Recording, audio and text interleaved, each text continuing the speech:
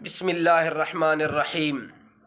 میرے محترم سامعین و ناظرین، آج جو میں آپ کی خدمت میں مسئلہ پیش کروں گا وہ یہ ہے، جسے ایک دوست نے پوچھا ہے کہ ہمارا ایک مریض ہے جو انتہائی تکلیف دہ بیماری میں مبتلا ہے، لیکن وہ اس حال میں بھی نماز کا پابند ہے، لیٹ کر کے نماز پڑھتا ہے، لیکن مسئلہ یہ ہے کہ اس کا بستر جو ہے وہ نجس اور پلید ہے، ناپاک ہے۔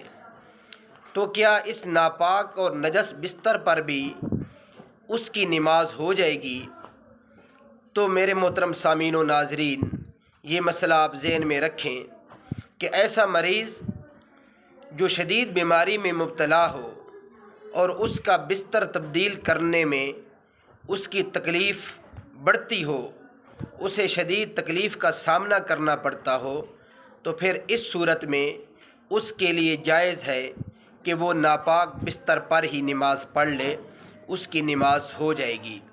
اور یہ عمومی مسئلہ ہے کہ ہر ایسا مریض جس کی تکلیف بستر کے تبدیل کرنے سے بڑھ جاتی ہو اور بستر اس کا ناپاک ہو، تو وہ ناپاک بستر پر ہی نماز پڑھ سکتا ہے۔